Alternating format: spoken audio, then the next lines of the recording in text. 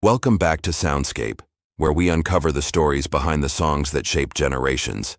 Today's song is loud, emotional, and utterly unforgettable. It'll quasi Sweet Child O' Mine, by the one and only Guns N' Roses. Now, before or after you watch this video, I really encourage you to go listen to the song again, because once you know the story behind it, I promise you, that iconic guitar intro is going to hit you even harder. To really understand this song, we have to go back to the late 1980s. This was a time when rock music was dominated by polished, theatrical glam rock bands. But then, a band from Los Angeles exploded onto the scene, and they sounded completely different.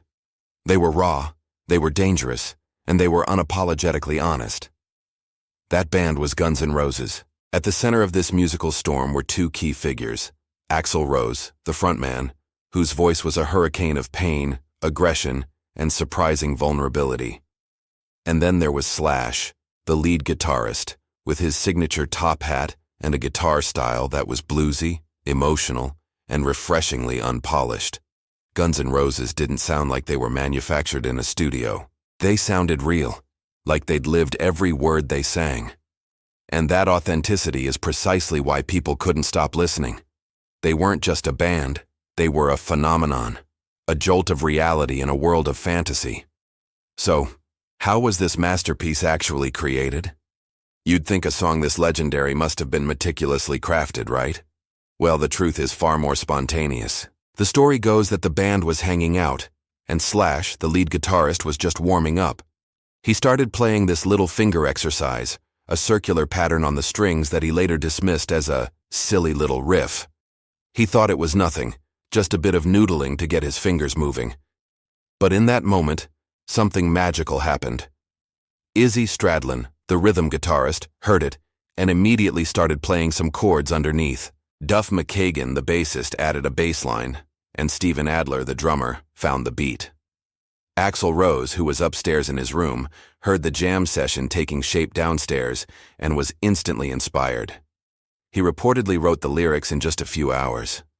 What started as a casual warm-up, a throwaway exercise, quickly spiraled into one of the most recognizable and beloved guitar riffs in the entire history of rock music. It's a perfect example of how musical genius often strikes when you least expect it.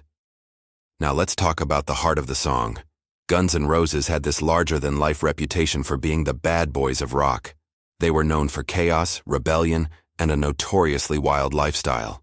So you might be surprised to learn that Sweet Child O' Mine is, at its core, a profoundly sincere love song. Axl Rose penned the lyrics as a poem for his girlfriend at the time, Erin Everly, who was the daughter of Don Everly from the Everly Brothers.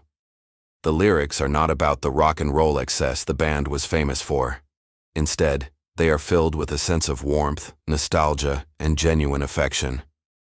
When Axl sings, "She's got a smile that it seems to me reminds me of childhood memories," he's tapping into something universal.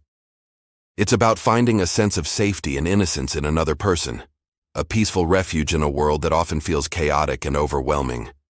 That line isn't about fame or rebellion, it's about comfort. It's a glimpse of vulnerability from one of rock's most formidable frontmen. So why was this song such a game changer? In an era where hard rock was often defined by aggression, darkness, and a certain macho posturing, Sweet Child O' Mine proved something incredibly important. You could be hard and vulnerable at the same time. You could have screaming guitar solos and thunderous drums, but you could also write lyrics filled with tenderness and heartfelt emotion. The song showed the world that even the loudest, most rebellious bands could create something beautiful and sensitive without losing their edge or their credibility. This combination of raw power and delicate emotion was groundbreaking. The song shot to the top of the Billboard Hot 100 chart, becoming the band's first and only #1 single in the US. It was the track that truly catapulted Guns N' Roses from a popular rock band into global superstars, introducing their unique sound to a massive mainstream audience. It bridged the gap between hard rock fans and pop music listeners, proving that a great song could transcend genre boundaries. What makes the story of this song even more powerful and poignant is knowing what came next. The beautiful, seemingly perfect love that inspired these lyrics was not destined to last. Axl and Erin's relationship was tumultuous and eventually ended, The band itself, which seemed so unified in that creative moment, began to fracture under the pressures of fame, internal conflicts, and personal demons. The chaos that was always simmering beneath the surface eventually returned and consumed them.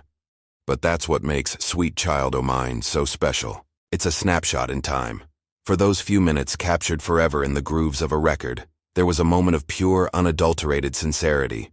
It's a fleeting glimpse of peace and beauty in the midst of a storm.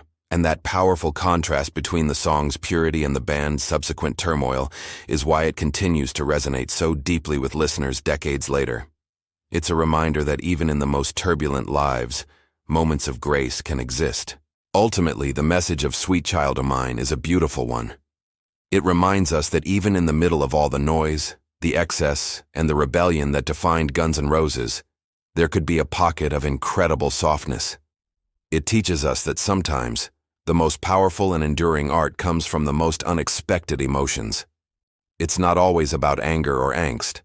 Sometimes, it's about the simple, profound feeling of looking at someone you love and seeing a glimpse of a better, more innocent world. It's a testament to the fact that strength and vulnerability are not mutually exclusive.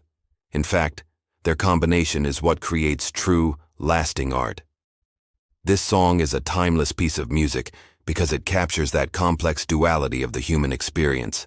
So now that you know the whole story, I want you to go listen to Sweet Child O' Mine one more time. But this time, pay close attention.